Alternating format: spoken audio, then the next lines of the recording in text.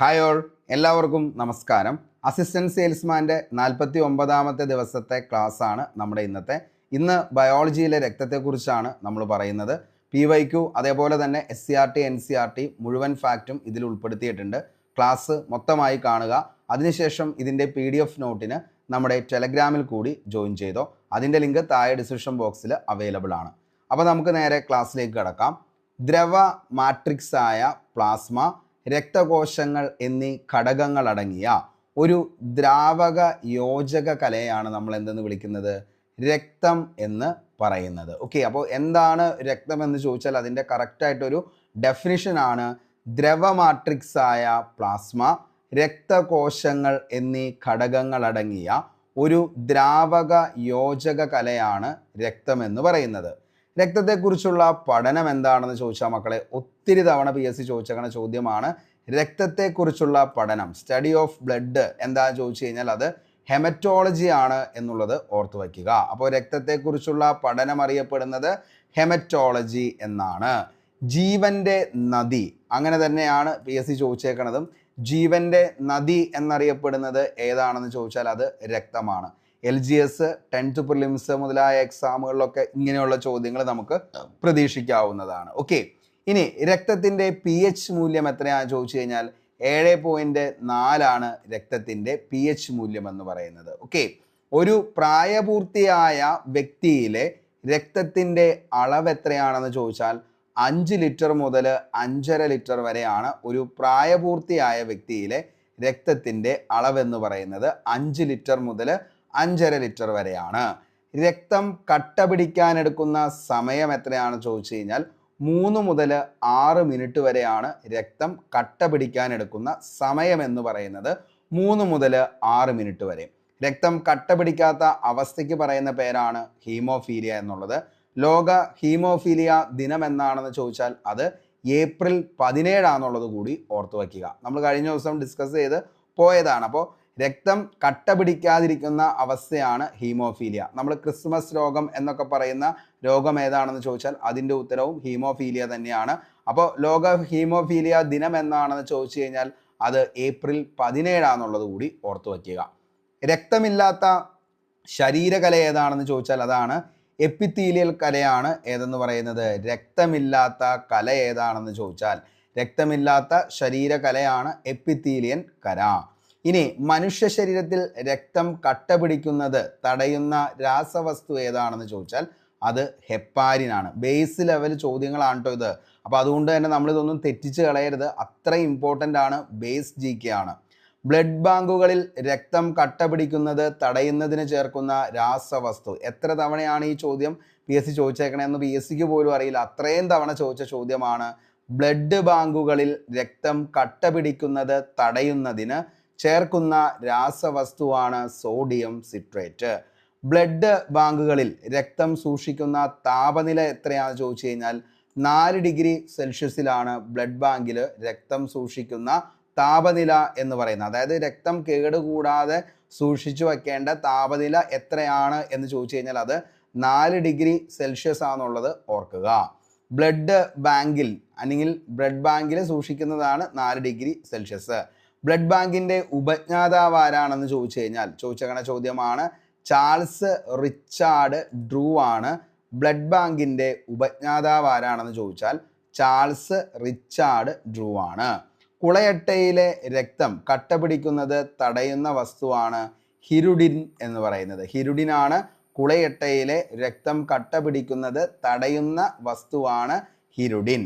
രക്തത്തിന് നീലയും പച്ചയും നിറം നൽകുന്ന ലോഹം ഏതാണെന്ന് ചോദിച്ചാൽ അത് ഹീമോസയാനിനാണ്. ഓക്കെ, അപ്പോൾ രക്തത്തിന് നീലയും പച്ചയും നിറം നൽകുന്ന ലോഹം ഏതാണെന്ന് ചോദിച്ചാൽ അത് ഹീമോസയാനിനാണ്.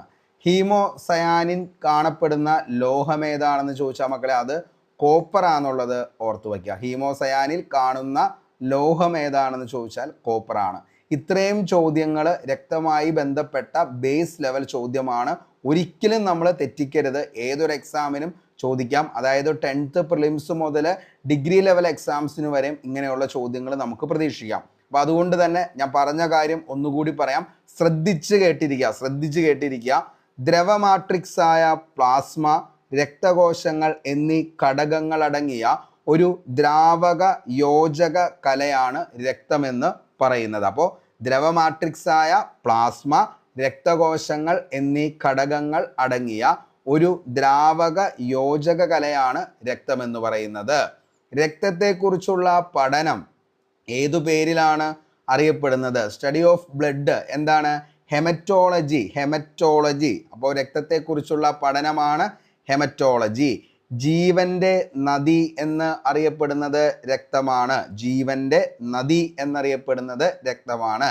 രക്തത്തിന്റെ pH മൂല്യം എത്രയാണ്? ഒത്തിരി തവണ ചോദിച്ച ചോദ്യമാണ്. രക്തത്തിന്റെ pH മൂല്യം 7.4. ശ്രദ്ധിക്കുക, 7.4 ആണ് രക്തത്തിന്റെ pH വാല്യൂ എന്ന് പറയുന്നത്. ഓക്കെ, ഒരു പ്രായപൂർത്തിയായ വ്യക്തിയിലെ രക്തത്തിന്റെ അളവ് 5 ലിറ്റർ മുതൽ 5.5 ലിറ്റർ വരെയാണ് ഒരു പ്രായപൂർത്തിയായ വ്യക്തിയിലെ രക്തത്തിന്റെ അളവ്. ഇനി രക്തം കട്ട പിടിക്കാൻ എടുക്കുന്ന സമയം 3 മുതൽ 6 മിനിറ്റ്. അപ്പോൾ നമുക്ക് എന്താണ്? രക്തം കട്ട പിടിക്കാനായിട്ട് എടുക്കുന്ന സമയം 3/6 മിനിറ്റ്. അതിനുശേഷം 3/6 മിനിറ്റിന് ശേഷവും രക്തം കട്ട പിടിച്ചില്ലെങ്കിൽ അന്നേരം ഉണ്ടാകുന്ന ആ ഒരു അവസ്ഥയ്ക്ക് പറയുന്ന പേരാണ് ഹീമോഫീലിയ എന്നുള്ളത്. അതായത് രക്തം കട്ട പിടിക്കാതെ വാർന്നൊലിച്ച് മരിക്കുന്ന അവസ്ഥ, അതിനെയാണ് ഹീമോഫീലിയ എന്ന് പറയുന്നത്. ലോക ഹീമോഫീലിയ ദിനം എന്നാണെന്ന് ചോദിച്ചാൽ മക്കളെ, അത് ഏപ്രിൽ 17 ഓർത്തു വയ്ക്കുക. ലോക ഹീമോഫീലിയ ദിനം. ഹീമോഫീലിയ രോഗത്തെ നമുക്ക് ക്രിസ്മസ് രോഗം എന്നുകൂടി നമുക്ക് എന്ത് ചെയ്യാം? വിശേഷിപ്പിക്കാവുന്നതാണ്. ഓക്കെ, അതേപോലെ തന്നെ രക്തമില്ലാത്ത ശരീരകല ഏതാണെന്ന് ചോദിച്ചാൽ അത് എപ്പിത്തീലിയൽ കലയാണ്. രക്തമില്ലാത്ത ശരീരകല. മനുഷ്യ ശരീരത്തിൽ രക്തം കട്ട പിടിക്കുന്നത് തടയുന്ന രാസവസ്തുവാണ് ഹെപ്പാരിൻ. ഹെപ്പാരിൻ. മനുഷ്യ ശരീരത്തിൽ രക്തം കട്ട പിടിക്കുന്നത് തടയുന്ന രാസവസ്തുവാണ് ഹെപ്പാരിൻ. ഹെപ്പാരിൻ. ഒത്തിരി തവണ ചോദിച്ച മറ്റൊരു ചോദ്യമാണ്, ബ്ലഡ് ബാങ്കുകളിൽ രക്തം കട്ട പിടിക്കുന്നത് തടയുന്നതിന് ചേർക്കുന്ന രാസവസ്തുവാണ് സോഡിയം സിട്രേറ്റ്. എന്താണ്? സോഡിയം സിട്രേറ്റ് ആണ് ബ്ലഡ് ബാങ്കുകളിൽ രക്തം കട്ട പിടിക്കുന്നത് തടയുന്നതിന് ചേർക്കുന്ന രാസവസ്തു സോഡിയം സിട്രേറ്റ്. ഇനി ബ്ലഡ് ബാങ്കിൽ രക്തം സൂക്ഷിച്ചു വച്ചിരിക്കുന്ന താപനില എത്ര ഡിഗ്രി സെൽഷ്യസ് ആണെന്ന് ചോദിച്ചാൽ 4 ഡിഗ്രി. ശ്രദ്ധിക്കുക, 4 ഡിഗ്രി സെൽഷ്യസിലാണ് ബ്ലഡ് ബാങ്കുകളിൽ രക്തം സൂക്ഷിച്ചു വയ്ക്കുന്നത്. ബ്ലഡ് ബാങ്കിന്റെ ഉപജ്ഞാതാവ് ആരാന്ന് ചോദിച്ചാൽ മക്കളെ, അത് ചാൾസ് റിച്ചാർഡ് ഡ്രൂ ആണ്. Charles Richard Drew. ഓക്കെ, കുളയട്ടയിലെ രക്തം കട്ട പിടിക്കുന്നത് തടയുന്ന വസ്തു ചോദിച്ചു കഴിഞ്ഞാൽ അത് ഹിരുഡിൻ ആണെന്നുള്ളത് ഓർത്തു വയ്ക്കുക. കുളയട്ടയിലെ രക്തം കട്ട പിടിക്കുന്നത് തടയുന്ന വസ്തുവാണ് ഹിരുഡിൻ. രക്തത്തിന് നീലയും പച്ചയും നിറം നൽകുന്ന ലോഹമാണ് ഹീമോസയാനിൻ. ഹീമോസയാനിൻ. നീലയും പച്ചയും നിറം നൽകുന്നത് ഹീമോസയാനിൻ ആണ് രക്തത്തിന്. ഓക്കെ, ഇനി ഹീമോസയാനിൽ കാണുന്ന ലോഹം ഏതാണെന്ന് ചോദിച്ചാൽ അത് കോപ്പർ ആണെന്നുള്ളത് ഓർത്തു വയ്ക്കുക. അപ്പോൾ ഹീമോസയാനിൽ കാണുന്ന ലോഹമാണ് കോപ്പർ. ഓക്കെ, ഇനി നമുക്ക് പ്ലാസ്മയെ കുറിച്ച് പഠിക്കാം. രക്തത്തിന്റെ ദ്രാവക ഭാഗമാണ് പ്ലാസ്മ എന്ന് പറയുന്നത്. അപ്പോൾ രക്തത്തിന്റെ ദ്രാവക ഭാഗത്തെയാണ് നമ്മൾ എന്തെന്ന് വിളിക്കുന്നത്? പ്ലാസ്മ എന്ന് പറയുന്നത്. പ്ലാസ്മയുടെ നിറം എന്താണെന്ന് ചോദിച്ചാൽ ഇങ്ങനെ തന്നെ PSC ചോദിച്ചിട്ടുണ്ട്. പ്ലാസ്മയുടെ നിറം എന്താണെന്ന് ചോദിച്ചാൽ ഇളം മഞ്ഞയാണ് പ്ലാസ്മയുടെ നിറം എന്ന് പറയുന്നത്. ഇളം മഞ്ഞ. രക്തകോശങ്ങൾ കാണപ്പെടുന്നത് എവിടെയാണെന്ന് ചോദിച്ചാൽ അത് പ്ലാസ്മയിലാണ്. അപ്പോൾ രക്തകോശങ്ങൾ കാണപ്പെടുന്നത് എവിടെയാണ്? പ്ലാസ്മയിലാണ്. രക്തത്തിലെ ആന്റിബോഡികൾ സ്ഥിതി ചെയ്യുന്നതും എവിടെ തന്നെയാണ്? പ്ലാസ്മയിൽ തന്നെയാണ്. രക്തത്തിലെ ആന്റിബോഡികൾ സ്ഥിതി ചെയ്യുന്നത് എവിടെയാണെന്ന് ചോദിച്ചാൽ മക്കളെ, രക്തത്തിലെ ആന്റിബോഡികൾ സ്ഥിതി ചെയ്യുന്നത് എവിടെയാണ്? പ്ലാസ്മയിലാണ്. രക്തത്തിലെ പ്ലാസ്മയുടെ അളവ് എത്രയാണെന്ന് ചോദിച്ചാൽ അത് 55%. രക്തത്തിലെ പ്ലാസ്മയുടെ അളവെന്ന് പറയുന്നത് 55%. പ്ലാസ്മയിലെ ജലത്തിന്റെ അളവാണെങ്കിൽ 90 മുതൽ 92% എന്തെന്ന് പറയുന്നത്? പ്ലാസ്മയിലെ ജലത്തിന്റെ അളവ് 90 മുതൽ 92%. പ്ലാസ്മയിലെ പ്രോട്ടീൻ്റെ അളവ് 7 മുതൽ 8% വരെയാണ്. മറ്റു ഘടകങ്ങളാണെങ്കിൽ 1 മുതൽ 2%. അങ്ങനെയാണ് മൊത്തത്തിൽ പ്ലാസ്മയുടെ നിലവിലെ അതിൻ്റെ അകത്ത് ഓരോ നിലവിലുള്ള സാധനങ്ങളുടെയും അളവെന്ന് പറയുന്നത്. ഓക്കെ, അപ്പോൾ പ്ലാസ്മയുടെ അളവ് 55%. പ്ലാസ്മയിലെ ജലത്തിൻ്റെ അളവ് എത്രയാണെന്ന് ചോദിച്ചു കഴിഞ്ഞാൽ 90 മുതൽ 92%. പ്ലാസ്മയിലെ പ്രോട്ടീൻ്റെ അളവ് എത്രയാണെന്ന് ചോദിച്ചാൽ 7 മുതൽ 8%. മറ്റു ഘടകങ്ങൾ 1:2%. ഇനി പ്ലാസ്മയിൽ കുറഞ്ഞ അളവിൽ കാണപ്പെടുന്നത് Na+, അതായത് സോഡിയം അയൺ ആണ് Na+ എന്ന് പറയുന്നത്. അപ്പോൾ പ്ലാസ്മയിൽ കുറഞ്ഞ അളവിൽ കാണുന്നവയാണ് Na+, സോഡിയം അയൺ. അതേപോലെ തന്നെ Ca+, എന്താണ്, കാൽസ്യം അയൺ ആണ് Ca++. അതേപോലെ തന്നെ Mg+ ആണ് എന്തെന്ന് പറയുന്നത്, മഗ്നീഷ്യം അയൺ എന്ന് പറയുന്നത്. അതേപോലെ HCO3, അതായത് ഹൈഡ്രജൻ കാർബണേറ്റ് അല്ലെങ്കിൽ എന്താണ്, ബൈകാർബണേറ്റ് അയൺ എന്നും അറിയപ്പെടുന്നു HCO3 എന്നുള്ളത്. ഓക്കെ, അപ്പോൾ HCO3 എന്താണെന്ന് ചോദിച്ചാൽ ഹൈഡ്രജൻ കാർബണേറ്റ് അങ്ങനെ പറയാം, അല്ലെങ്കിൽ എന്താണ്, ബൈകാർബണേറ്റ് അയൺ എന്നറിയപ്പെടുന്നതാണ് HCO3. പിന്നെ Cl, ക്ലോറിൻ. അപ്പോൾ ഇത്രയാണ് എന്തെന്ന് പറയുന്നത്, പ്ലാസ്മയിൽ കുറഞ്ഞ അളവിൽ കാണപ്പെടുന്നത്. താഴെ പറയുന്നവയിൽ ഏതൊക്കെയാ ചോദിച്ചാൽ Na+, sodium iron, Ca+, calcium iron, Mg+, magnesium iron, HCO3 എന്ന് പറയുന്നത് hydrogen carbonate otherwise known as bicarbonate iron എന്നും അറിയപ്പെടുന്നു. അതേപോലെ തന്നെ ക്ലോറിൻ. എന്നിവയെ കൂടാതെ പിന്നെന്തൊക്കെയാ, ഗ്ലൂക്കോസ്, അമിനോ ആസിഡുകൾ, കൊഴുപ്പുകൾ എന്നിവയും കാണപ്പെടുന്നു. അപ്പോൾ പ്ലാസ്മയിൽ കുറഞ്ഞ അളവിൽ കാണപ്പെടുന്നത് ഈ പറയുന്ന സോഡിയം അയൺ ഉണ്ട്, കാൽസ്യം അയൺ ഉണ്ട്, മഗ്നീഷ്യം അയൺ ഉണ്ട്, ഹൈഡ്രജൻ കാർബണേറ്റ് ഉണ്ട്, അല്ലെങ്കിൽ ഹൈഡ്രജൻ എന്താണ്, ബൈകാർബണേറ്റ് അയൺ എന്നറിയപ്പെടുന്നതും, അതേപോലെ തന്നെ ക്ലോറിനും. ഇത്രയുമാണ് എന്തെന്ന് പറയുന്നത്, നിലവിൽ പ്ലാസ്മയിൽ കുറഞ്ഞ അളവിൽ കാണപ്പെടുന്നു. അതിൻ്റെ കൂടെ വരുന്ന ബാക്കിയുള്ളത് ഏതൊക്കെയാണെന്ന് ചോദിച്ചാൽ അത് ഗ്ലൂക്കോസ്, അമിനോ ആസിഡ്, കൊഴുപ്പ് എന്നിവയാണെന്നുള്ളത് കൂടി ഓർത്തു വയ്ക്കുക. ഇവയുടെ ശരീരത്തിലെ സഞ്ചാരമാർഗവും എവിടെയാണെന്ന് ചോദിച്ചു കഴിഞ്ഞാൽ അത് പ്ലാസ്മ വഴിയാണ് ഇവയൊക്കെ എന്ത് ചെയ്യുന്നത്, ശരീരത്തിലേക്ക് സഞ്ചരിക്കുന്നത്. രക്തം കട്ടപിടിക്കാൻ വേണ്ട ഘടകങ്ങളും നിഷ്ക്രിയാവസ്ഥയിൽ പ്ലാസ്മയിൽ കാണപ്പെടുന്നു. രക്തം കട്ടപിടിക്കാൻ സഹായിക്കുന്ന ഘടകങ്ങൾ ഒഴിവാക്കിയുള്ള പ്ലാസ്മയെ വിളിക്കുന്നതാണ് സിറം എന്ന്. ഓക്കെ, അപ്പോൾ ശ്രദ്ധിക്കുക, സിറം എന്ന് ചോദിച്ചു കഴിഞ്ഞാൽ എന്താണ്, രക്തം കട്ടപിടിക്കാൻ സഹായിക്കുന്ന ഘടകങ്ങൾ ഒഴിവാക്കിയുള്ള പ്ലാസ്മയെ വിളിക്കുന്നതാണ് സിറം എന്ന്. അപ്പോൾ രക്തം കട്ടപിടിക്കാൻ സഹായിക്കുന്ന ഘടകങ്ങൾ ഒഴിവാക്കിയുള്ള പ്ലാസ്മയെ നമുക്ക് എന്തെന്ന് വിളിക്കാം, സിറം എന്ന് വിളിക്കാം. ഓർത്തു വയ്ക്കുക, വെരി വെരി ഇമ്പോർട്ടൻ്റ് ആണ്. ഓക്കെ, അപ്പോൾ പ്ലാസ്മയുടെ കാര്യം നമ്മൾ ഇത്രയാണ് പറഞ്ഞത്. രക്തത്തിൻ്റെ ദ്രാവക ഭാഗത്തെയാണ് നമ്മൾ എന്തെന്ന് വിളിക്കുന്നത് മക്കളെ, പ്ലാസ്മ എന്ന് വിളിക്കുന്നത്. പ്ലാസ്മയുടെ നിറം നമ്മളിപ്പോൾ കൊടുക്കുന്ന ഈ ഒരു നിറം തന്നെ എന്താണ്, ഇളം മഞ്ഞ നിറമാണ് എന്തെന്ന്, പ്ലാസ്മയുടെ നിറം എന്ന് പറയുന്നത്.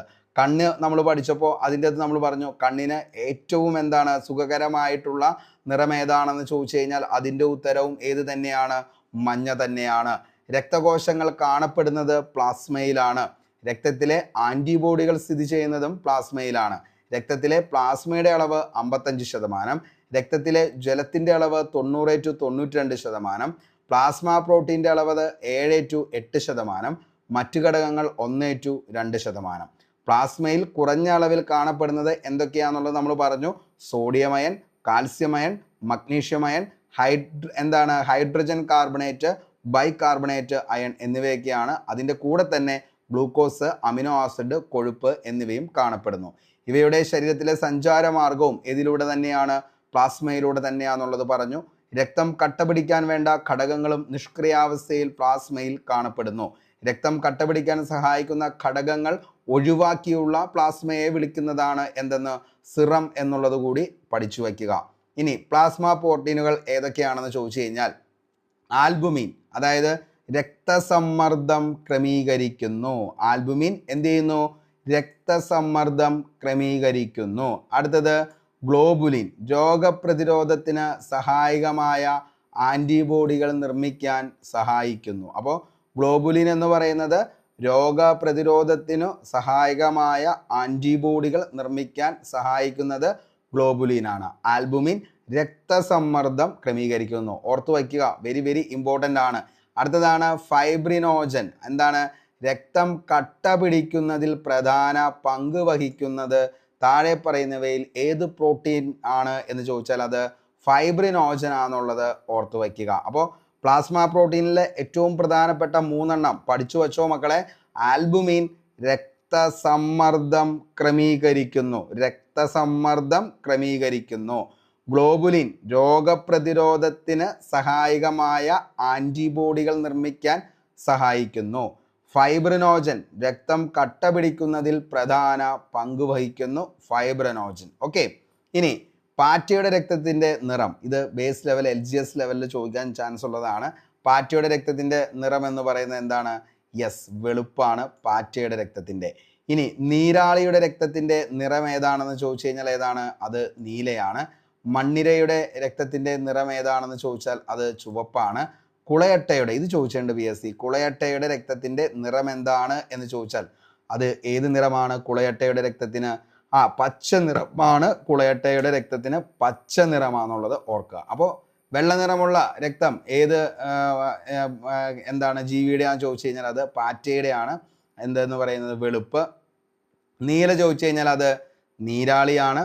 ചുവപ്പ് ചോദിച്ചാൽ മണ്ണിര, അതേപോലെ തന്നെ നമ്മുടെ ഹ്യൂമൻ ബ്ലഡ്, അതേപോലെ തന്നെ ഈ പറയുന്ന ബാക്കി ഒത്തിരി എന്താണ് നിലവിൽ എന്താണ് ചുവപ്പ് നിറമാണ്. കുളയട്ടയുടെ ചോദിച്ചിട്ടുണ്ട് PSC, അത് പച്ചയാണെന്നുള്ളത് ഓർത്തു വയ്ക്കുക. സംവഹനം ലിംബിലൂടെ.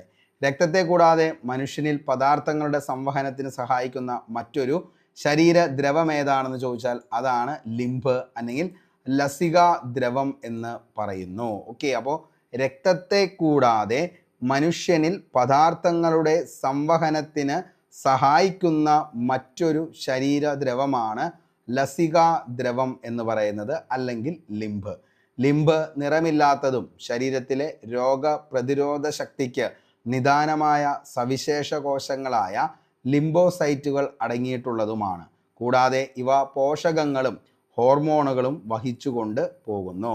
കോശാന്തര സ്ഥലത്ത് രക്തലോമികകളെ കൂടാതെ കാണപ്പെടുന്ന ഒരഗ്രം അടഞ്ഞ ചെറുകുഴലുകളാണ് ലിംബ് ലോമികകൾ എന്ന് അറിയപ്പെടുന്നത്. ഓക്കെ, ലിംബ് ലോമികകൾ എത്തുന്ന ടിഷ്യൂ ദ്രവമാണ്. ഓക്കെ, ലിംബ് ലോമികളിൽ എത്തുന്ന ടിഷ്യൂ ദ്രവമാണ് ലിംബോസൈറ്റ് എന്ന ഇനം ശ്വേതരക്താണുക്കളുടെ ഒരു ഉൽപാദന കേന്ദ്രമാണ് ലിംബ് നോഡുകൾ എന്ന് പറയുന്നത്. ലിംബ് നോഡുകൾ രക്തത്തിനും കലകൾക്കുമിടയിലെ ഇടനിലക്കാർ എന്നറിയപ്പെടുന്നതാണ് ലിംബ് എന്ന് പറയുന്നത്. അപ്പോൾ ഓർത്തു വച്ചോ, രക്തത്തിലും അതേപോലെ തന്നെ എന്താണ് കലകൾക്കുമിടയിലെ ഇടനിലക്കാർ എന്നറിയപ്പെടുന്നത് ഏതാണെന്ന് ചോദിച്ചാൽ അത് ലിംബാണ് എന്നുള്ളത് ഓർത്തു വയ്ക്കുക. അപ്പോൾ രക്തത്തിനും കലകൾക്കുമിടയിലെ ഇടനിലക്കാർ അറിയപ്പെടുന്നതാണ് ലിംബ്. ലിംബ് വ്യവസ്ഥയെ ബാധിക്കുന്ന ഒരു രോഗമാണ് മന്ത്. ഓക്കെ, അപ്പോൾ ലിംബ് വ്യവസ്ഥയെ ബാധിക്കുന്ന ഒരു രോഗം ഏതാണെന്ന് ചോദിച്ചാൽ മക്കളെ അത് മന്ത എന്നുള്ളത് ഓർത്തു വയ്ക്കുക. ലിംബ് വ്യവസ്ഥയിലെ ഏറ്റവും വലിയ അവയവം ഏതാണെന്ന് ചോദിച്ചാൽ ലിംബ് വ്യവസ്ഥയിലെ ഏറ്റവും വലിയ അവയവമാണ് പ്ലീഹ എന്ന് പറയുന്നത്. ഓക്കെ, അപ്പോൾ ലിംബ് വ്യവസ്ഥയിലെ ഏറ്റവും വലിയ അവയവം ഏതാണെന്ന് ചോദിച്ചാൽ അത് പ്ലീഹയാണ്. ലിംബ് വ്യവസ്ഥയെ ബാധിക്കുന്ന ഒരു രോഗം ഏതാണെന്ന് ചോദിച്ചാൽ അത് മന്താണ്. രക്തത്തിനും കലകൾക്കുമിടയിലെ ഇടനിലക്കാർ എന്നറിയപ്പെടുന്നതാണ് എന്തെന്ന് പറയുന്നത് ലിംബ് എന്ന് അറിയപ്പെടുന്നത്. അപ്പോൾ രക്തത്തിനും കലകൾക്കുമിടയിലെ ഇടനിലക്കാരാണ് ലിംബ്. ലിംബ് വ്യവസ്ഥയെ ബാധിക്കുന്ന ഒരു രോഗമാണ് മന്ത്. ലിംബ് വ്യവസ്ഥയിലെ ഏറ്റവും വലിയ അവയവം ഏതാണെന്ന് ചോദിച്ചാൽ അത് പ്ലീഹയാന്നുള്ളതും ഓർത്തു വയ്ക്കുക. ചെറുകുടലിൻ്റെ വില്ലസുകളിൽ കാണപ്പെടുന്ന ലസികാ നാളികളിലായി ലാക്റ്റിയലുസിക ദ്രവത്തിലൂടെയാണ് കൊഴുപ്പ് ആഗീകരണം ചെയ്യപ്പെടുന്നത്. ഓക്കെ, അപ്പോൾ ചെറുകുടലിൻ്റെ വില്ലസുകളിൽ കാണപ്പെടുന്ന ലസിക നാളിയായി ലാക്റ്റി ആസിഡുകളിലെ ലസികാ ദ്രവത്തിലൂടെയാണ് കൊഴുപ്പ് ആഗീകരണം ചെയ്യപ്പെടുന്നത്. ഓക്കെ, അപ്പോൾ ഇത്രയും ഒന്ന് ഓർത്തു വച്ചോ, ലിംബ് എന്താന്നുള്ളതും അതേപോലെ തന്നെ എന്താണ് ലിംബ് വ്യവസ്ഥയെ ബാധിക്കുന്ന രോഗം എന്താന്നുള്ളതും ലിംബ് വ്യവസ്ഥയിലെ ഏറ്റവും വലിയ അവയവം ഏതാന്നുള്ളതും ഓർത്തു വയ്ക്കുക. ഓക്കെ, ഇനി അടുത്തതാണ് രക്തകോശങ്ങൾ. 3 തരം രക്തകോശങ്ങളാണ് നമുക്ക് പഠിക്കാനായിട്ടുള്ളത്. രക്തകോശങ്ങൾ 3 തരമാണ് ഉള്ളത്. അതിൻ്റെ അകത്ത് ഏറ്റവും പ്രധാനപ്പെട്ടതിൽ ഒന്നാണ് ചുവന്ന രക്താണുക്കൾ അല്ലെങ്കിൽ RBC എന്നാണ് അറിയപ്പെടുന്നത്. ചുവന്ന രക്താണുക്കൾ RBC. അടുത്തതാണ് വെളുത്ത രക്താണുക്കൾ, അവരെ നമുക്ക് WBC എന്ന് വിളിക്കാം, വെളുത്ത രക്താണുക്കൾ. അടുത്തതാണ് പ്ലേറ്റ്ലെറ്റുകൾ എന്ന് പറയുന്നത്. എന്താണ് പ്ലേറ്റ്ലെറ്റുകൾ? അപ്പോൾ 3 തരം രക്തകോശങ്ങളാണ്, ഇമ്പോർട്ടൻ്റ് ആണ്. 3 തരം രക്തകോശങ്ങൾ. ഒന്ന് ചുവന്ന രക്താണുക്കൾ RBC, ചുവന്ന രക്താണുക്കൾ RBC. വെളുത്ത രക്താണുക്കൾ WBC, വെളുത്ത രക്താണുക്കൾ WBC. അടുത്തത് പ്ലേറ്റ്ലെറ്റുകൾ. ഓക്കെ, പ്ലേറ്റ്ലെറ്റുകൾ. അപ്പോൾ 3 തരം രക്തകോശങ്ങളാണ്, ചുവന്ന രക്താണുക്കൾ, വെളുത്ത രക്താണുക്കൾ, പ്ലേറ്റ്ലെറ്റുകൾ. രക്തകോശങ്ങൾ നിർമ്മിക്കപ്പെടുന്നത് അസ്ഥിമജ്ജയിലാണ്, അതായത് ബോൺ നാരോയിലാണ് രക്തകോശങ്ങൾ നിർമ്മിക്കപ്പെടുന്നത്. ഇനി നമുക്ക് ആദ്യം പഠിക്കാം ആരാണ് അരുണ രക്താണുക്കളെ കുറിച്ച്. അതായത് ചുവന്ന രക്താണുക്കളുടെ ശാസ്ത്രീയ നാമം എന്താണ് എറിത്രോസൈറ്റ്സ് എന്നുള്ളതാണ്. ഓക്കെ, അപ്പോൾ ചുവന്ന രക്താണുക്കൾ അല്ലെങ്കിൽ അതിനെ നമുക്ക് എന്തെന്ന് വിളിക്കാം, ഈ പറയുന്ന അരുണ രക്താണുക്കൾ എന്ന് വിളിക്കാം, അല്ലെങ്കിൽ നമുക്ക് അതിനെ എന്ത് വിളിക്കാം, ഈ പറയുന്ന RBC എന്ന് വിളിക്കാം. അപ്പോൾ ചുവന്ന രക്താണുക്കളുടെ ശാസ്ത്രീയ നാമമാണ് എറിത്രോസൈറ്റ്സ്. എറിത്രോസൈറ്റ്സ് എന്നറിയപ്പെടുന്നതാണ് ചുവന്ന രക്താണുക്കൾ. എറിത്രോസൈറ്റ്സ് ചുവന്ന രക്താണുക്കൾ. അരുണ രക്താണുക്കളുടെ ആകൃതി എന്ന് പറയുന്നത് ഡിസ്കിന്റെ ആകൃതിയിലാണ്. അരുണ രക്താണുക്കളുടെ ആകൃതി എന്ന് പറയുന്നത് ഡിസ്കിന്റെ ആകൃതിയാണ്.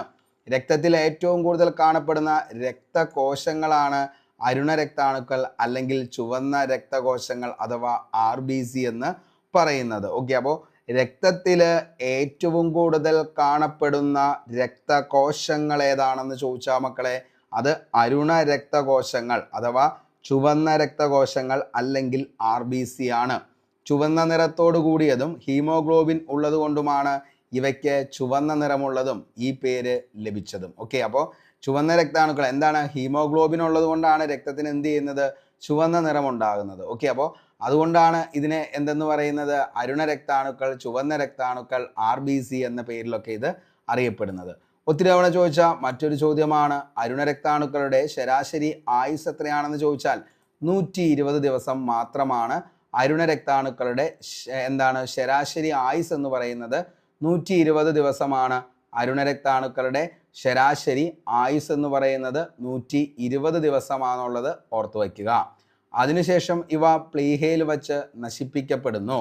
ബിലിറുബിൻ, ബിലിവഡിൻ എന്നിവ അരുണ രക്താണുക്കൾ ശിഥിലീകരിക്കപ്പെടുമ്പോൾ ഉണ്ടാകുന്നു.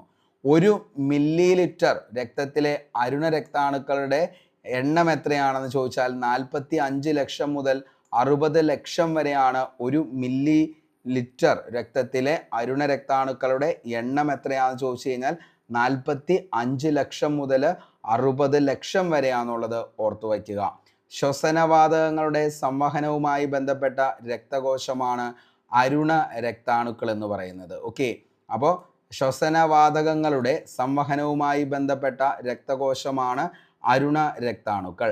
ഏറ്റവും കൂടുതൽ ആയുസ്സുള്ള രക്തകോശമാണ് അരുണ രക്താണുക്കൾ. RBCക്കാണ് ഏറ്റവും കൂടുതൽ ആയുസ്സുള്ളത്. അതായത് 120 ദിവസമാണ് ഇവരുടെ ശരാശരി ആയുസ് എന്ന് പറയുന്നത്. മർമ്മമില്ലാത്ത രക്തകോശങ്ങളാണ് ഏതെന്ന് പറയുന്നത്. Yes, Aruna രക്താണുക്കൾ മർമ്മമില്ലാത്ത രക്തകോശങ്ങളാണ് Aruna രക്താണുക്കൾ.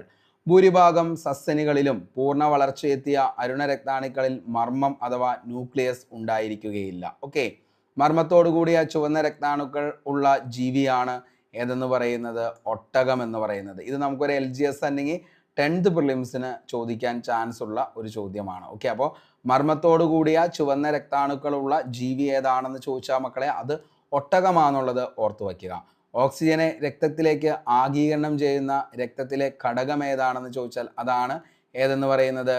Yes, haemoglobin ആണ് എന്തെന്ന് പറയുന്നത്, ഓക്സിജനെ രക്തത്തിലേക്ക് ആഗീകരണം ചെയ്യപ്പെടുന്നത്. അപ്പോൾ ഓക്സിജനെ രക്തത്തിലേക്ക് ആഗീകരണം ചെയ്യുന്ന രക്തത്തിലെ ഘടകം ഏതാണെന്ന് ചോദിച്ചാൽ മക്കളെ, അത് ഹീമോഗ്ലോബിൻ ആണ്. ഓക്കെ, ആരോഗ്യമുള്ള ഒരു വ്യക്തിയിൽ കാണപ്പെടുന്ന ഹീമോഗ്ലോബിൻ്റെ അളവ് 100 മില്ലി രക്തത്തിൽ 12 മുതൽ 16 ഗ്രാം വരെയാണ്.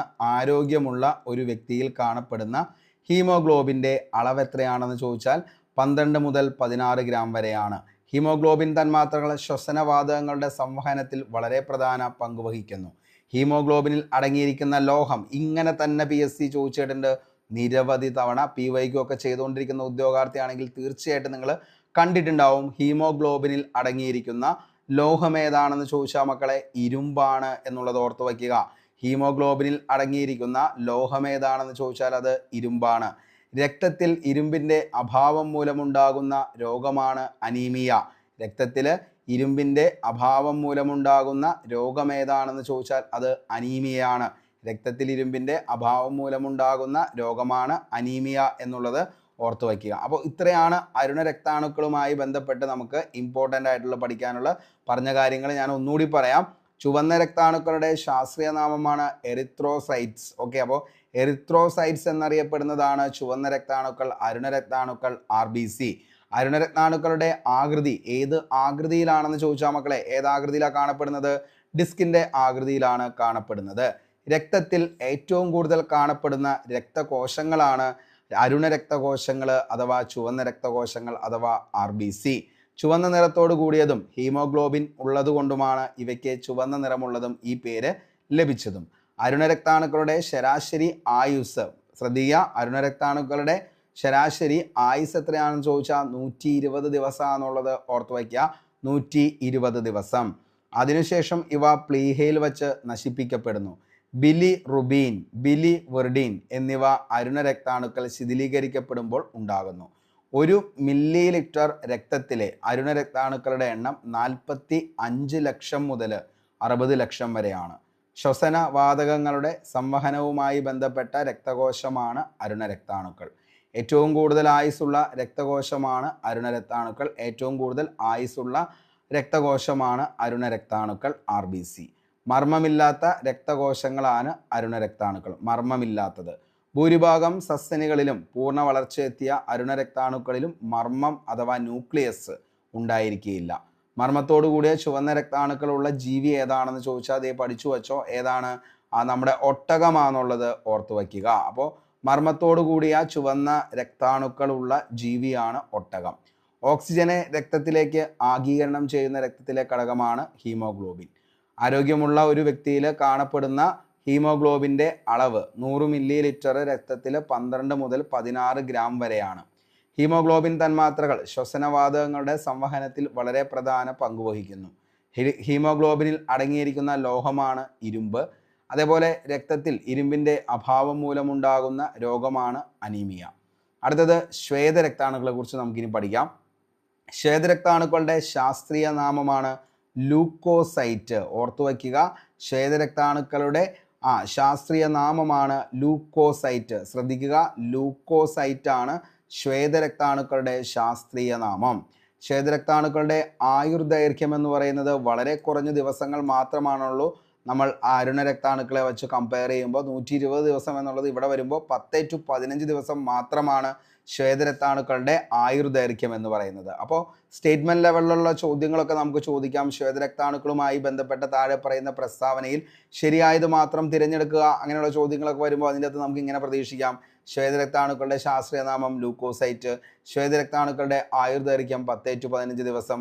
ശരീരത്തിലെ പോരാളി, മക്കളെ ശ്രദ്ധിക്കുക, ശരീരത്തിലെ പോരാളി എന്നറിയപ്പെടുന്നത് ശ്വേതരക്താണുക്കളാണ്. ശരീരത്തിലെ പോരാളി എന്നറിയപ്പെടുന്നത് ആരാണ്? ശ്വേതരക്താണുക്കൾ. അസ്ഥിമജ്ജയിലും പ്ലീഹയിലുമാണ് ഇത് ഉൽപ്പാദിപ്പിക്കുന്നത്. അപ്പോൾ അസ്ഥിമജ്ജയിലും പ്ലീഹയിലുമാണ് ഇത് ഉൽപ്പാദിപ്പിക്കുന്നത്. ഹീമോഗ്ലോബിൻ ഇല്ലാത്തതിനാൽ ഇവയ്ക്ക് നിറമില്ല. അപ്പോൾ ശ്വേതരക്താണുക്കൾക്ക് എന്തില്ല? നിറമില്ല. കാരണം എന്താ? ഇവർക്ക് ഹീമോഗ്ലോബിൻ ഇല്ല. ഹീമോഗ്ലോബിനാണ് നിലവിൽ എന്ത് ചെയ്യുന്നത്? ഈ പറയുന്ന നമ്മുടെ രക്തത്തിന് ചുവന്ന നിറം നൽകുന്നത്. 1 മില്ലി ലിറ്റർ രക്തത്തിലെ ശ്വേതരക്താണുക്കൾ 5000 മുതൽ 10000 വരെയാണ്. അപ്പോൾ 1 മില്ലി ലിറ്റർ രക്തത്തിലെ ശ്വേതരക്താണുക്കൾ എത്രയാണെന്ന് ചോദിച്ചാൽ 5000 മുതൽ 10000 വരെയാണ്. മനുഷ്യ ശരീരത്തിലെ രോഗപ്രതിരോധ ശേഷി നൽകുന്ന രക്തകോശം. അപ്പോൾ മനുഷ്യ ശരീരത്തിലെ രോഗപ്രതിരോധ ശേഷി നൽകുന്ന രക്തകോശമാണ് ഏതെന്ന് പറയുന്നത്? നമ്മുടെ ഈ പറയുന്ന ശ്വേതരക്താണുക്കൾ എന്ന് പറയുന്നത്, അതായത് WBC. ഓക്കെ, പ്രധാനമായും 2 തരത്തിലുള്ള ശ്വേതരക്തകോശങ്ങളാണ് ഉള്ളത്. ഒന്ന് കോശദ്രവ്യത്തിൽ തരികളുള്ളവ, ഓക്കെ, അതായത് ഗ്രാനുലോക്കോസൈറ്റ്സ് എന്ന് പറയുന്നത്. ഓക്കെ, അപ്പോൾ പ്രധാനമായും 2 തരത്തിലുള്ള ശ്വേത രക്തകോശങ്ങളാണുള്ളത്. ഒന്ന് കോശദ്രവ്യ തരികളുള്ളവ, ഉദാഹരണമാണ് ന്യൂട്രോഫിലും അതേപോലെ തന്നെ ഈസ്നോഫിലും ബേസോഫിലും. ഇതെന്താണ്? നിലവിൽ കോശദ്രവ്യത്തിൽ തരികളുള്ളവ ആയിട്ടുള്ള ശ്വേതരക്തകോശങ്ങളാണ് ന്യൂട്രോഫിൽ, ഈസ്നോഫിൽ, ബേസോഫിൽ. ഓക്കെ, ഇനി കോശദ്രവ്യത്തിൽ തരികളില്ലാത്തവ ഏതാണെന്ന് ചോദിച്ചാൽ അതാണ് ലിംബോസൈറ്റും അതേപോലെ തന്നെ മോണോസൈറ്റും. അപ്പോൾ കോശദ്രവ്യത്തിൽ തരികളുള്ളവയെന്നും തരികളില്ലാത്തവയെന്നും ശ്വേതരക്താണുക്കളെ നമുക്ക് 2ആയി തരംതിരിക്കാം. ഇതിൽ തരികളുള്ളവയാണ് ന്യൂട്രോഫില്, ഈസ്നോഫില്, ബേസോഫിൽ. ശ്രദ്ധിക്കുക, തരികളുള്ളവയും തരികളില്ലാത്തവയും. അപ്പോൾ തരികളുള്ളവയുള്ളത് ഏതാണെന്ന് ചോദിച്ചാലാണ് ന്യൂട്രോഫില്, ഈസ്നോഫില്, ബേസോഫിൽ. തരികൾ ഇല്ലാത്തവയാണ് ഏതെന്ന് പറയുന്നത് ലിംബോസൈറ്റും മോണോസൈറ്റും. തരികൾ ഇല്ലാത്തവ ലിംബോസൈറ്റ്, മോണോസൈറ്റ്. മനുഷ്യ ശരീരത്തിലെ പ്രതിരോധ ഭടന്മാർ എന്ന് അറിയപ്പെടുന്നതാണ് ശ്വേത രക്താണുക്കൾ. അതേപോലെ തന്നെ WBCയുടെ അളവ് കുറയുന്നത് മൂലമുണ്ടാകുന്ന അവസ്ഥയ്ക്ക് പറയുന്ന പേരാണ് ലുക്കോപീനിയ. അപ്പോൾ ലുക്കോപീനിയ അവസ്ഥയുണ്ടാകുന്നത് WBCയുടെ അളവ് കുറയുന്നത് മൂലമുണ്ടാകുന്ന അവസ്ഥയ്ക്ക് പറയുന്ന പേരാണ് ലുക്കോപീനിയ. ഓർത്തു വയ്ക്കുക, WBCയുടെ അളവ് കുറയുന്ന അവസ്ഥയ്ക്ക് പറയുന്നതാണ് ലുക്കോപീനിയ. ലുക്കോപീനിയ. ഏറ്റവും വലിയ ശ്വേതരക്താണു ഏതാണെന്ന് ചോദിച്ച ചോദ്യമാണ്. ഏറ്റവും വലിയ ശ്വേതരക്താണുവാണ് മോണോസൈറ്റ്. ഇമ്പോർട്ടൻ്റ് ആണ്. ഏറ്റവും വലിയ ശ്വേതരക്താണു ഏതാണ്? യെസ്, മോണോസൈറ്റ് ആണ്. ശ്വേത രക്തകോശങ്ങളിൽ ഭൂരിഭാഗവും കാണപ്പെടുന്ന രക്തകോശമാണ് ന്യൂട്രോഫിൽ. ഏകദേശം 60 മുതൽ 65% വരെയാണ് ശ്വേതരക്തകോശങ്ങളിൽ കാണപ്പെടുന്ന ന്യൂട്രോഫിൽ. ഇനി ശ്വേതരക്തകോശത്തിൽ കാണപ്പെടുന്നത് ഏറ്റവും കുറവ്, അതായത് 0.5 to 1% വരെയാണ് ആരുള്ളൂ? ബേസോഫിൽ ഉള്ളൂ എന്നുള്ളത് ഓർത്തു വയ്ക്കുക. ഹിസ്റ്റാമിൻ, അതേപോലെ തന്നെ എന്താണ്, സെറാറ്റോണിൻ, ഹെപ്പാരിൻ മുതലായവ സ്രവിപ്പിച്ച് പ്രാഥമിക പ്രതിരോധമായ വീങ്ങൽ പ്രക്രിയയിൽ ഏർപ്പെടുന്നതാണ് ബേസോഫിൽ എന്നുള്ളതും ഓർത്തു വയ്ക്കുക. ഓക്കെ, അപ്പോൾ ഹിസ്റ്റാമിൻ, അതേപോലെ തന്നെ സെറാറ്റോണിൻ, ഹെപ്പാരിൻ മുതലായവ സ്രവിപ്പിച്ച് പ്രാഥമിക പ്രതിരോധമായ വീങ്ങൽ പ്രക്രിയയിൽ ഏർപ്പെടുന്നത് ബേസോഫിൽ ആണെന്നുള്ളത് ഓർക്കുക. അണുബാധ തടയുകയും അലർജിയുമായി ബന്ധപ്പെട്ട പ്രവർത്തനങ്ങളിൽ ഇടപെടുകയും ചെയ്യുന്ന ശ്വേതരക്താണുവാണ് ഈസ്നോഫിൽ. ഏകദേശം 2-3% ആണ് അണുബാധ തടയുകയും അലർജിയുമായി ബന്ധപ്പെട്ട പ്രവർത്തനങ്ങളിൽ ഇടപെടുകയും ചെയ്യുന്ന ശ്വേതരക്താണു ഈസ്നോഫിൽ. ഓക്കെ, അപ്പോൾ അത്രയും കാര്യങ്ങളൊന്ന് ഓർത്തു വയ്ക്കുക. ശ്വേതരക്താണുവുമായി ബന്ധപ്പെട്ട് നമ്മൾ പറഞ്ഞു, അതിൻ്റെ ശാസ്ത്രീയ നാമം എന്ന് പറയുന്നത് ലുക്കോസൈറ്റ്. ലുക്കോസൈറ്റ് ആണ് ഏതെന്ന് പറയുന്നത് ശ്വേതരക്താണുവിൻ്റെ ശാസ്ത്രീയ നാമം. ആയുർദൈർഘ്യം നമ്മൾ പറഞ്ഞു 10 to 15. ശരീരത്തിലെ പോരാളി, ശരീരത്തിലെ ഭടന്മാർ, ശരീരത്തിലെ പോരാളി, ശരീരത്തിലെ ഭടന്മാർ എന്ന് അറിയപ്പെടുന്നു. അസ്ഥിമജ്ജയിലും പ്ലീഹയിലുമാണ് ഉൽപ്പാദിപ്പിക്കുന്നത്. ഹീമോഗ്ലോബിൻ ഇല്ലാത്തതിനാൽ ഇവയ്ക്ക് നിറമില്ല. എന്ത്? ഹീമോഗ്ലോബിൻ ഇല്ലാത്തത് കൊണ്ട് നിറമില്ല. 1 മില്ലി ലിറ്റർ രക്തത്തിലെ ശ്വേതരക്താണുക്കൾ 5000 മുതൽ 10000. മനുഷ്യ ശരീരത്തിലെ രോഗപ്രതിരോധ ശേഷി നൽകുന്ന രക്തകോശം. പ്രധാനമായും രണ്ട് തരത്തിലുള്ള ശ്വേതരക്തകോശങ്ങളാണ് ഉള്ളത്. കോശദ്രവ്യത്തിൽ തരികളുള്ളവയും അതേപോലെ തന്നെ കോശദ്രവ്യത്തിൽ തരികളില്ലാത്തവയും. തരികളുള്ളവയ്ക്കുള്ള ഉദാഹരണമാണ് ന്യൂട്രോഫിൽ, ഈസ്നോഫിൽ, ബേസോഫിൽ. ഇനി തരികൾ ഇല്ലാത്തവയാണ് ഏതെന്ന് പറയുന്നത് ലിംബോസൈറ്റ് ആൻഡ് മോണോസൈറ്റ്. മനുഷ്യ ശരീരത്തിലെ ഭടന്മാർ എന്നറിയപ്പെടുന്നതും ആര് തന്നെയാണ്? നമ്മുടെ WBC അല്ലെങ്കിൽ ശ്വേതരക്താണുവാണെന്നുള്ളത് ഓർത്തു വയ്ക്കുക. ഓക്കെ, ഇനി ശ്വേതരക്താണുക്കൾ WBCയുടെ അളവ് കുറയുന്നത് മൂലമാണ് ലുക്കോപീനിയ എന്ന അവസ്ഥ ഉണ്ടാകുന്നത്. ഏറ്റവും വലിയ ശ്വേതരക്താണു ചോദിച്ചിട്ടുണ്ട് മോണോസൈറ്റ്. ശ്വേതരക്തകോശങ്ങളിൽ ഭൂരിഭാഗവും കാണപ്പെടുന്ന രക്തകോശമാണ് ന്യൂട്രോഫിൽ. ഏകദേശം 60 മുതൽ 65. ശ്വേത രക്തകോശങ്ങളിൽ ഏറ്റവും കുറവ് കാണപ്പെടുന്ന രക്തകോശമാണ് ബേസോഫിൽ. ഏകദേശം 0.5 to 1%. ഹിസ്റ്റാമിൻ, സെറാറ്റോണിൻ, ഹെപ്പാരിൻ മുതലായവ സ്രവിപ്പിച്ച് പ്രാഥമിക പ്രതിരോധമായ വീങ്ങൽ പ്രക്രിയയിൽ ഏർപ്പെടുന്നത് ആരാന്ന് ചോദിച്ചാൽ അത് ബേസോഫിലാണ്. ഇനി അണുബാധ തടയുകയും അലർജിയുമായി ബന്ധപ്പെട്ട് പ്രവർത്തിക്കുകയും ഇടപെടുകയും ചെയ്യുന്ന ശ്വേതരക്താണുവാണ് ഈസ്നോഫിൽ. 2 മുതൽ 3% ആണ് ഇത് കാണപ്പെടുന്നത്. ഓക്കെ, ഇനി രക്താണുക്കളും അതേപോലെ തന്നെ പ്രതിരോധ പ്രവർത്തനങ്ങളും നമുക്കൊന്ന് നോക്കാം. ന്യൂട്രോഫിൽ ബാക്ടീരിയയെ വിഴുങ്ങി നശിപ്പിക്കുന്നു. ബാക്ടീരിയയെ നശിപ്പിക്കുന്ന രാസവസ്തുക്കളെ നിർമ്മിക്കുന്നു. ഓക്കെ, അപ്പോൾ ന്യൂട്രോഫിൽ എന്ന് പറയുന്നത് രക്താണു ചെയ്യുന്നത് എന്താണ് എന്ന് ചോദിച്ചാൽ ബാക്ടീരിയയെ വിഴുങ്ങി നശിപ്പിക്കുന്നു. ബാക്ടീരിയയെ നശിപ്പിക്കുന്ന രാസവസ്തുക്കളെ നിർമ്മിക്കുന്നു. അതാണ് ന്യൂട്രോഫിൽ രക്താണുവിൻ്റെ ധർമ്മം. ബേസോഫിലാണെങ്കിൽ മറ്റ് ശ്വേതരക്താണുക്കളെ ഉത്തേജിപ്പിക്കുന്നു. അതേപോലെ തന്നെ എന്ത് ചെയ്യുന്നു? രക്തക്കുഴലുകൾ വികസിപ്പിക്കുന്നു. ഓക്കെ, അപ്പോൾ ബേസോഫിൽ മറ്റു ശ്വേതരക്താണുക്കളെ ഉത്തേജിപ്പിക്കുന്നു, രക്തക്കുഴലുകൾ വികസിപ്പിക്കുന്നു. അടുത്തത് ഈസ്നോഫിലാണ്. അന്യവസ്തുക്കളെ നശിപ്പിക്കുന്ന രാസവസ്തുക്കൾ ഉണ്ടാക്കുന്നു.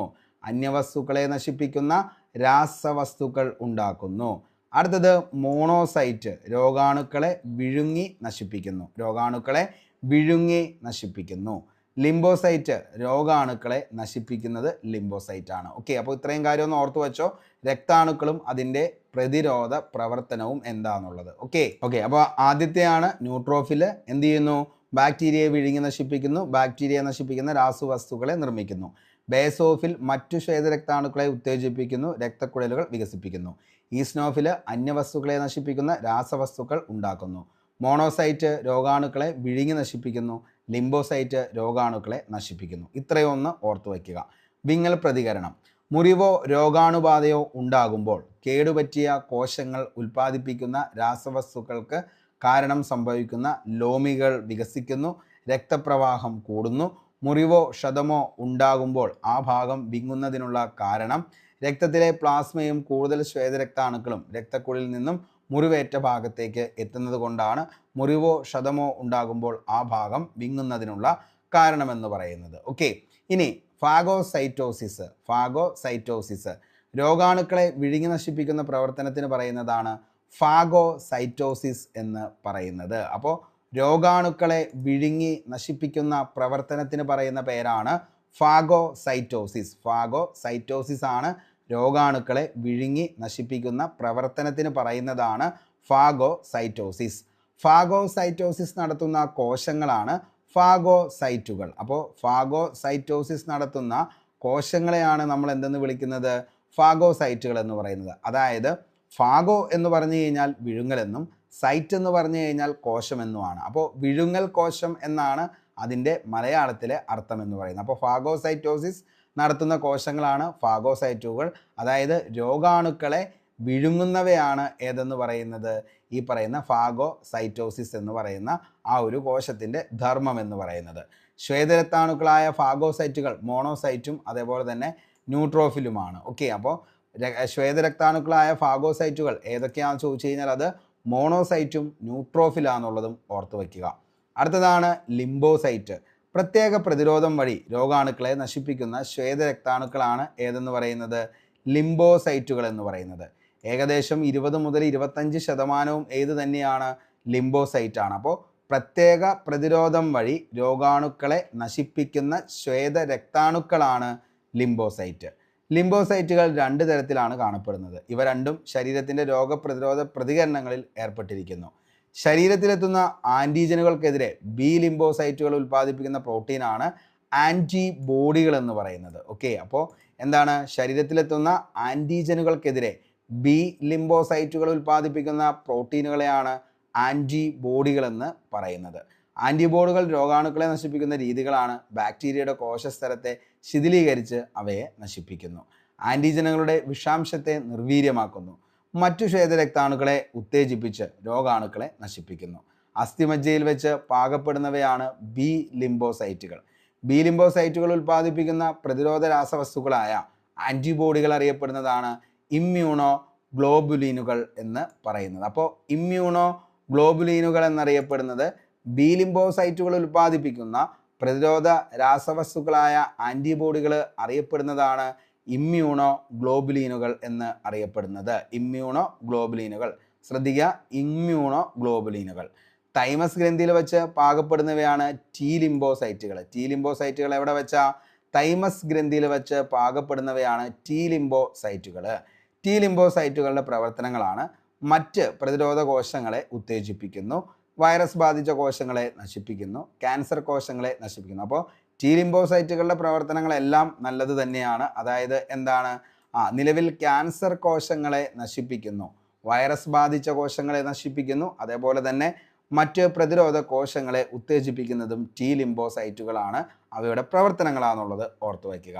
അരുണരക്താണുക്കളുടെ ഉൽപ്പാദനം കൂടുന്നത് മൂലമുണ്ടാകുന്ന രോഗത്തിന് പറയുന്ന പേരാണ് പോളിസൈത്തീമിയ. ചോദിച്ച ചോദ്യമാണ്, ഇമ്പോർട്ടൻ്റ് ആണ് മക്കളെ, ശ്രദ്ധിക്കുക. എന്താണ് പോളിസൈത്തീമിയ? അരുണരക്താണുക്കളുടെ ഉൽപ്പാദനം കുറയുന്നത് മൂലമുണ്ടാകുന്ന രോഗത്തിന് പറയുന്നതാണ് പോളിസൈത്തീമിയ. ചോദിച്ച ചോദ്യമാണ് പോളിസൈത്തീമിയ. ഇനിയും നമുക്ക് എന്താണ് വരുന്ന എക്സാമുകളിൽ നമുക്ക് പ്രതീക്ഷിക്കാം? എന്താണ് പോളിസൈത്തീമിയ? അരുണരക്താണുക്കളുടെ ഉൽപ്പാദനം കൂടുന്നത് മൂലമുണ്ടാകുന്ന രോഗത്തിന് പറയുന്ന പേരാണ് പോളിസൈത്തീമിയ. എന്താണ് ലുക്കീമിയ? അതായത് രക്താർബുദം. ശ്വേതരക്താണുക്കളുടെ ഉൽപാദനം അമിതമായി കൂടുന്ന അവസ്ഥയ്ക്ക് പറയുന്ന പേരാണ് ലുക്കീമിയ അല്ലെങ്കിൽ രക്താർബുദം. അപ്പോൾ ശ്വേതരക്താണുക്കളുടെ ഉൽപാദനം അമിതമായിട്ട് എന്ത് ചെയ്യുന്നു, കൂടുന്ന അവസ്ഥ, അതിനെയാണ് നമ്മൾ എന്തെന്ന് പറയുന്നത്, ലുക്കീമിയ അല്ലെങ്കിൽ എന്താണ്, രക്താർബുദം എന്ന് പറയുന്നത്. അപ്പോൾ എന്താണ് പോളിസൈത്തീമിയ? അരുണ രക്താണുക്കളുടെ ഉൽപാദനം കൂടുന്നത് മൂലം പോളിസൈത്തീമിയയും ശ്വേതരക്താണുക്കളുടെ ഉൽപാദനം കൂടുന്നത് മൂലം എന്താണ്, ലുക്കീമിയയും അല്ലെങ്കിൽ രക്താർബുദം ഉണ്ടാകുന്നു. അവസാനത്തെ നമുക്ക് പഠിക്കാം പ്ലേറ്റ്ലെറ്റുകളെ കുറിച്ച്. പ്ലേറ്റ്ലെറ്റുകളുടെ ശാസ്ത്രീയ നാമം എന്താണെന്ന് ചോദിച്ചാൽ ഒത്തിരി തവണ PSC ചോദിച്ച ചോദ്യമാണ്. ത്രോംബോസൈറ്റ്. ത്രോംബോസൈറ്റ് മക്കളെ ശ്രദ്ധിക്കുക. പ്ലേറ്റ്ലെറ്റുകളുടെ ശാസ്ത്രീയ നാമം എന്താണെന്ന് ചോദിച്ചാൽ ത്രോംബോസൈറ്റ്. ത്രോംബോസൈറ്റ് അസ്ഥിമജ്ജയിലെ പ്രത്യേകതരം കോശങ്ങളായ മഹാമർമ്മ കോശങ്ങളിൽ, അതായത് മെഗാ കാരിയോസൈറ്റ്സ് നിന്ന് ഉണ്ടാകുന്നതാണ് ഏതെന്ന് പറയുന്നത്, പ്ലേറ്റ്ലെറ്റുകൾ എന്ന് പറയുന്നത്. ഓക്കെ, അപ്പോൾ ഇമ്പോർട്ടൻ്റ് ആണ്. എന്താണ്? അസ്ഥിമജ്ജയിലെ പ്രത്യേകതരം കോശങ്ങളായ മഹാമർമ്മ കോശങ്ങളിൽ മെഗാ കാരിയോസൈറ്റ്സിൽ നിന്നും ഉണ്ടാകുന്നതാണ് പ്ലേറ്റ്ലെറ്റുകൾ. പ്ലേറ്റ്ലെറ്റുകളുടെ ആയുർദൈർഘ്യം എത്രയാണെന്ന് ചോദിച്ചാൽ 7 ദിവസമാണ്. പ്ലേറ്റ്ലെറ്റുകളുടെ ആയുർദൈർഘ്യം 7 ദിവസം. ഏറ്റവും ചെറിയ രക്തകോശം ഏതാണെന്ന് ചോദിച്ചാൽ അതിൻ്റെ ഉത്തരം ഏതാണ്? പ്ലേറ്റ്ലെറ്റുകളാണ്. അപ്പോൾ ഏറ്റവും ചെറിയ രക്തകോശം ഏതാണെന്ന് ചോദിച്ചാൽ അത് പ്ലേറ്റ്ലെറ്റുകളാണ്. രക്തം കട്ട പിടിക്കാൻ സഹായിക്കുന്ന രക്തകോശം ഏതാണെന്ന് ചോദിച്ചാൽ അതിൻ്റെ ഉത്തരവും ഏതാ? പ്ലേറ്റ്ലെറ്റ് ആണ്. അപ്പോൾ രക്തം കട്ട പിടിക്കാൻ സഹായിക്കുന്ന രക്തകോശം ഏതാണെന്ന് ചോദിച്ചാൽ പ്ലേറ്റ്ലെറ്റുകൾ. 1 മില്ലി ലിറ്റർ രക്തത്തിലെ പ്ലേറ്റ്ലെറ്റുകളുടെ എണ്ണം എത്രയാണെന്ന് ചോദിച്ചാൽ 2.5 ലക്ഷം മുതൽ 3.5 ലക്ഷമാണ്. രക്തപരിശോധനാ വേളയിൽ രക്തം കട്ട പിടിക്കുന്നത് തടയുവാൻ ഉപയോഗിക്കുന്ന രാസവസ്തുവാണ് എഥിലിൻ ഡയാമിൻ ടെട്രാ അസറ്റിക് ആസിഡ് എന്നുള്ളത് കൂടി ഓർത്തു വയ്ക്കുക. അപ്പോൾ രക്തപരിശോധന വേളയിൽ രക്തം കട്ട പിടിക്കുന്നത് തടയുവാൻ ഉപയോഗിക്കുന്ന രാസവസ്തുവിനെയാണ് എന്തെന്ന് വിളിക്കുന്നത്? എഥിലിൻ ഡയാമിൻ ടെട്രാ അസറ്റിക് ആസിഡ് എന്ന് പറയുന്നത്. അപ്പോൾ പ്ലേറ്റ്ലെറ്റുകളുമായി ബന്ധപ്പെട്ട് ഇത്രയും കാര്യങ്ങളെ പഠിക്കാനുള്ളൂ. അതിൻ്റെ ശാസ്ത്രീയ നാമമാണ് ത്രോംബോസൈറ്റ്. ത്രോംബോസൈറ്റ് എന്തിൻ്റെ? പ്ലേറ്റ്ലെറ്റുകളുടെ ശാസ്ത്രീയ നാമം ത്രോംബോസൈറ്റ്. അസ്ഥിമജ്ജയിലെ പ്രത്യേകതരം കോശങ്ങളായ മഹാമർമ്മ കോശങ്ങളിൽ നിന്നുണ്ടാകുന്നതാണ് പ്ലേറ്റ്ലെറ്റ്. ആയുർദൈർഘ്യം 7 ദിവസം. ഏറ്റവും ചെറിയ രക്തകോശം പ്ലേറ്റ്ലെറ്റ്. അതേപോലെ രക്തം കട്ട പിടിക്കാൻ സഹായിക്കുന്ന രക്തകോശം, മറക്കരുത്, ഇമ്പോർട്ടൻ്റ് ആണ്. രക്തം കട്ട പിടിക്കാൻ സഹായിക്കുന്ന രക്തകോശം പ്ലേറ്റ്ലെറ്റ്. 1 മില്ലി ലിറ്റർ രക്തത്തിലെ പ്ലേറ്റ്ലെറ്റുകളുടെ എണ്ണമാണ് 2.5 ടു 3.5 ലക്ഷം. രക്തപരിശോധന വേളയിൽ രക്തം കട്ട പിടിക്കുന്നത് തടയുവാൻ ഉപയോഗിക്കുന്ന രാസവസ്തു എഥിലിൻ ഡയാമിൻ ടെട്രാ അസറ്റിക് ആസിഡ് ആണ്. അപ്പോൾ ഇത്രയും കാര്യങ്ങളാണ് ഇന്നത്തെ ക്ലാസ്സിൽ നമ്മൾ പഠിക്കാനായിട്ട് ഉദ്ദേശിച്ചത്. പഠിച്ച കാര്യങ്ങളൊക്കെ എല്ലാവർക്കും മനസ്സിലായി എന്ന് കരുതുന്നു. ക്ലാസ് ഇഷ്ടപ്പെട്ടെങ്കിൽ ഉറപ്പായും ലൈക്ക് ചെയ്യുക. നിങ്ങളുടെ വിലയേറിയ അഭിപ്രായം താഴെ കമൻറ്റ് ബോക്സിൽ രേഖപ്പെടുത്തുക. അസിസ്റ്റൻറ്റ് സെയിൽസ്മാൻ എക്സാമിന് വേണ്ടി പഠിക്കുന്ന നിങ്ങളുടെ സുഹൃത്തുക്കളോ അതേപോലെ തന്നെ റിലേറ്റീവ്സോ ഒക്കെ ഉണ്ടെങ്കിൽ അവരിലേക്ക് നമ്മുടെ വീഡിയോ ഒന്ന് ഷെയർ ചെയ്യുക. കാരണം എന്താണോ നിങ്ങൾക്ക് പഠിക്കേണ്ടത് ആ പഠിക്കേണ്ട ക്ലാസ്സുകളുടെ കൃത്യമായിട്ടുള്ള ക്ലാസ്സുകളും അതിൻ്റെ PDF നോട്ടും കൃത്യമായ റിവിഷൻ ഉൾപ്പെടെയാണ് പ്രൊവൈഡ് ചെയ്യുന്നത്. അപ്പോൾ കൃത്യമായി തന്നെ പഠിച്ചു പോയാൽ തീർച്ചയായിട്ടും നിങ്ങൾക്ക് 2025 നിങ്ങളുടെ ഏറ്റവും വലിയ സ്വപ്നമായിട്ടുള്ള സർക്കാർ ജോലിയിലേക്ക് നിങ്ങൾക്ക് പ്രവേശിക്കാം. അപ്പോൾ നമ്മൾ പഠിച്ച കാര്യങ്ങളൊക്കെ വരുന്ന എക്സാമുകളിലൊക്കെ വരട്ടെ എന്ന് ആത്മാർത്ഥമായി സർവേഷനോട് പ്രാർത്ഥിച്ച് ഇന്നത്തെ ക്ലാസ് ഇവിടെ വൈൻഡപ്പ് ചെയ്യുന്നു. Signing off, Arun Kombanadan.